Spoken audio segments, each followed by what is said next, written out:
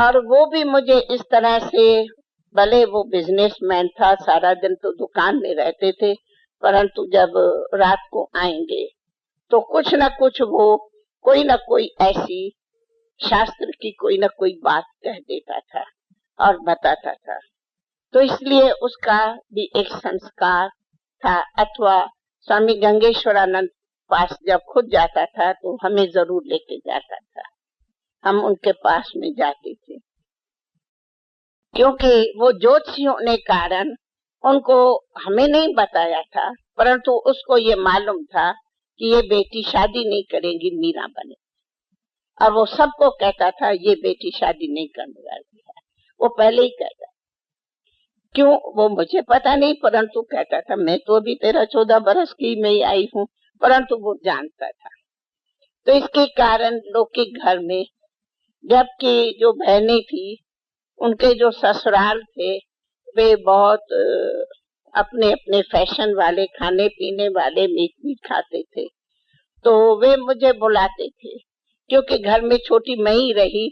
वो समझते थे घुमाने फिराने लिए एक ही हमारे लिए ये है, वो बहुत चाहते थे। मैं उनके संग में जाती नहीं थी, वो बहुत कहते थे तू चल, आज यहाँ चल, चल। कहती देखो मेरे तो मंदिर में जाने का टाइम है, मैं कहाँ नहीं जाऊंगी, मैं सीधा बोल देती थी। वो बुलाते थे आओ घर में रहो, मुश्किल से कभी आधा दिन जाएंगी, भागेंगी, रहेंगी। तो कहने का मतलब है कि हमारे को छोटेपन में इस तरफ की लगन थी, और उसी लगन के कारण एक खुद का संस्कार भी ऐसा था जो हमारे को बहुत मदद दिया।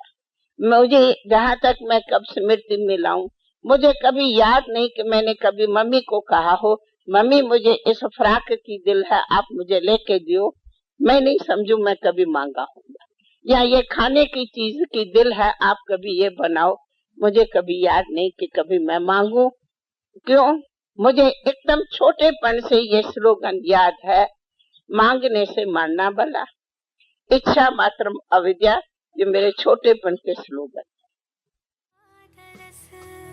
शिव नूर का भी स्वर्ग सी एक नई दुनिया दिखी, रहे साथ रब के जो अंत आदि, प्रकाश की मणि है अपनी दादी, वो प्यारी दादी,